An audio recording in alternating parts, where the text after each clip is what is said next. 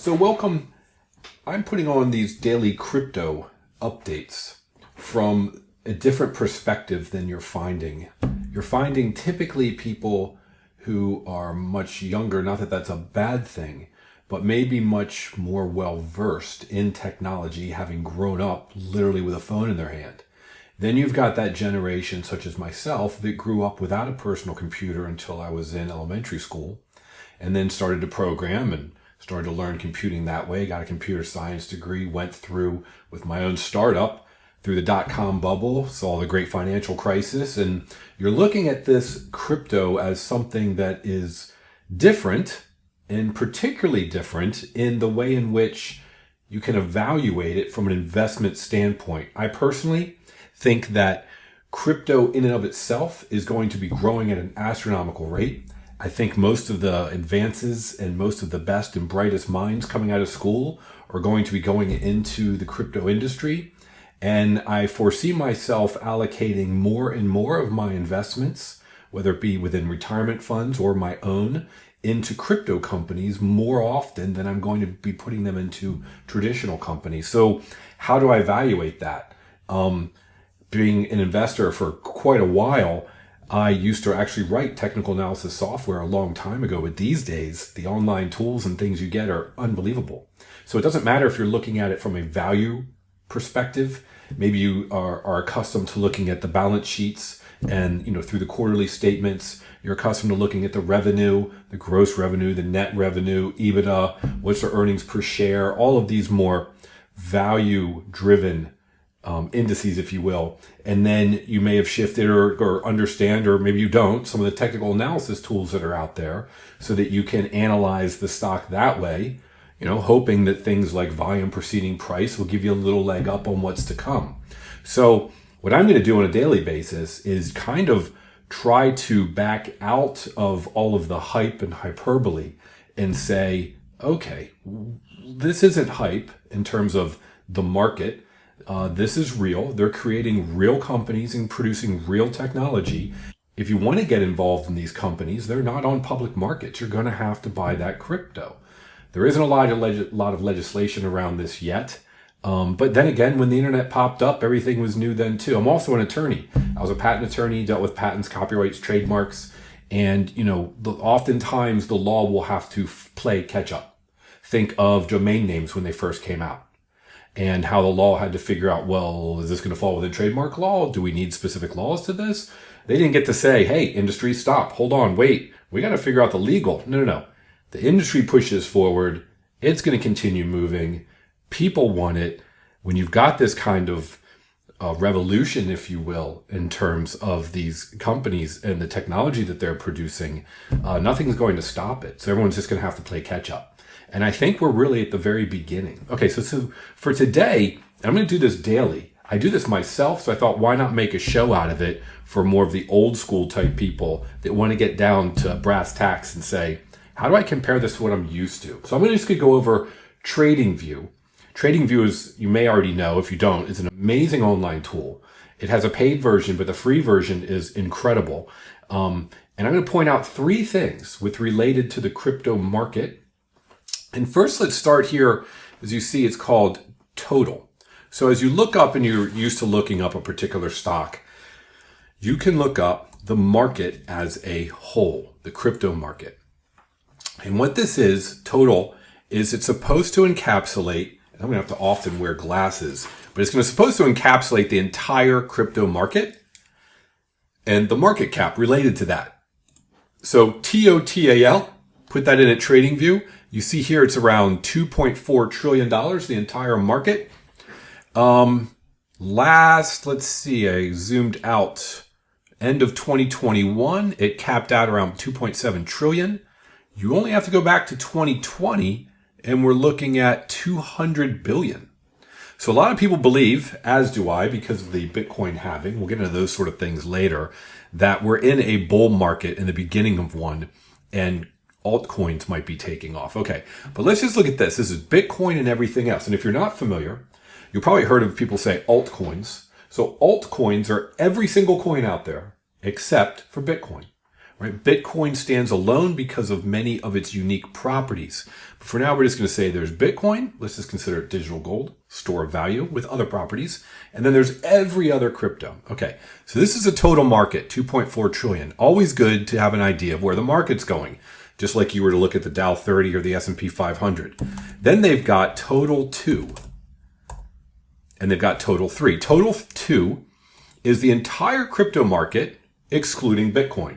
So you can just chart Bitcoin here if you like, but you can look at the entire market, same trajectory, and you can overlay these $1.124 trillion. Okay, and it has a very similar peak around the same time, and it follows pretty much the same pattern as that total 1, which is the entire market, which we can actually just bring up here and overlay.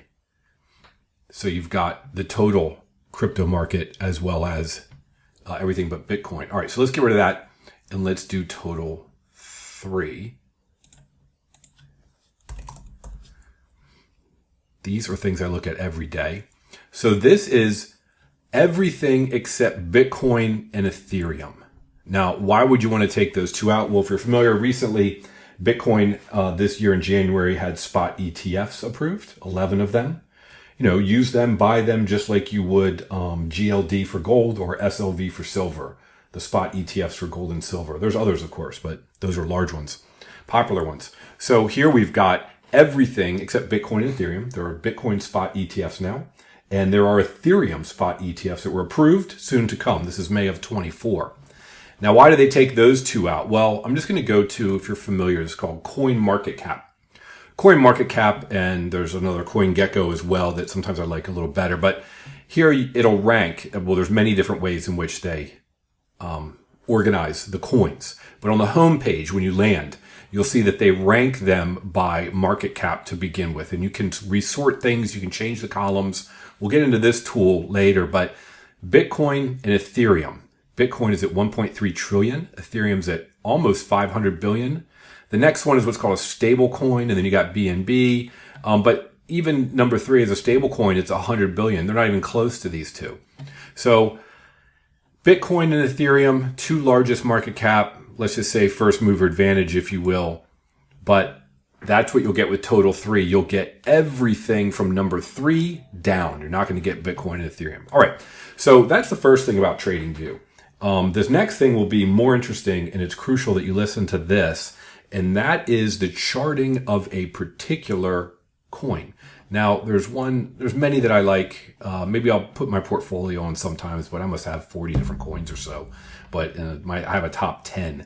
There's this one particular here, number 28. It's called HBAR, Hedera. Let's use that one because you probably may not be familiar with it. So if we were to go chart, now what's interesting about crypto is that there are multiple exchanges. Okay.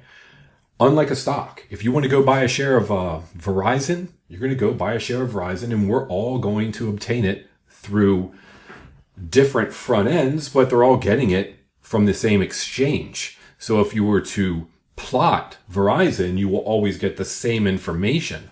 But here's what's interesting. If I wanted to plot HBAR, look at all the options. Now, first of all, there's market cap.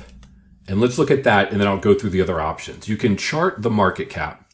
I like to do this because I like to see the trajectory, particularly with respect to the overall market. If you were to go to the cryptocurrency here on CoinMarketCap, you head down to HBAR. You can do this yourself just to follow along and try to learn these tools. You'll see that it's got unbelievable amount of data. Market cap is right here as well. And you can chart it here. I'm not the biggest fan of these charts, but I like the TradingView charts, which you can just click here. And then we've got a price chart. Okay, so you can see the market cap here as well as on TradingView. But if you want the price, they're going to chart it against the USD being the US dollar. Here's one right down here from Binance. USDT, which was number 3 on that chart, which is a stable coin. Okay, but look what it says on the right. The right is where you're getting the data from. All right, so I'm going to look at it with respect to the US dollar. And I'm going to look at it on Binance. So you have to choose your exchange and how you're going to chart it. Now, H-bar, why do I choose Binance? Binance is the largest exchange. So if you have the largest exchange, theoretically, you're going to have the best data because you're going to have the most buys and sells. The differential between the two is going to be much less. You can spread out how far back you want to go. But here's the H-bar on Binance. Now watch this. Let's add H-bar and let's find a different exchange. Here we go, HTX. So here it is, H-bar on two different exchanges. And you can look and you can see, look at this slightly smooth line. And look at this one with a little bit of a hiccup and then it smooths out. You can see that the data doesn't trace perfectly. Okay, there's a slight differential in places. So why am I pointing this out? If you're used to traditional stocks, you're just going to pull up one chart, you're going to get the data, and everyone in the world's looking at the same data. But notice that you can choose with crypto different exchanges to get the data from, and it appears from what I know that Binance is the largest. That's the one I usually go with. Be careful about some of these smaller exchanges. The data may not be perfect. It shouldn't be that far off, but why not use the best data? All right, and let me just show you on CoinMarketCap. There's many features here, but as you scroll down, it says Hedera. So H-bar, HBAR is, let's call that the ticker, and Hedera is the name. So Hedera Markets, you can see here, it's on Binance, which we just charted it on. You come down here, it should show the one we looked at was HTX. 24-hour volume on Binance. There you go. 13 million, 14 million. On HTX, 1.8 million.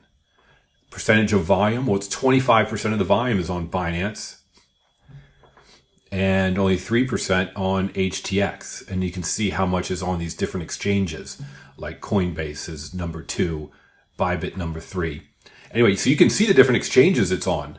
But that means that you can buy and sell any particular coin on various exchanges. We're not all getting it from the same place. The data is not all from the same place. So just make sure you chart it from the same place. So that's it for today. I'm just starting this out. I'd appreciate any comments. If you're a traditional investor, you're just getting into crypto, you want to stick to the basics, you want to learn how you can start investing. Most importantly, what I'm going to be getting into are all the different tools to gather the information about the various cryptos so you can make the best decisions. Instead of just watching these videos that say, oh, it's going to go up 10,000%, it's going to 100x, it's going to do this, it's going to do that. And they've got nothing behind it. Some do, some don't. But looking at charts, using the tools, and most of them have websites, they have white papers, you can see who's invested, if they're VCs, how much did they invest? When did they invest? What price did they invest at? The information's out there. You can see the transactions on these networks. So eventually over time, with me, we'll be creating a blueprint as to how you can do that traditional investment analysis that an investment banker would do of crypto to make sure that you're making good decisions and you're staying away from things, in my opinion, like meme coins. Always appreciate a like. Please subscribe. I want to see how fast I can grow this channel, get information out there for people, because I think crypto is going to change a lot of people's lives. I do believe the dollar is constantly decreasing in value. It's not a belief, it's a fact. And things and assets like gold, silver, and crypto, I think will rule the day. So thanks for watching, and please do subscribe.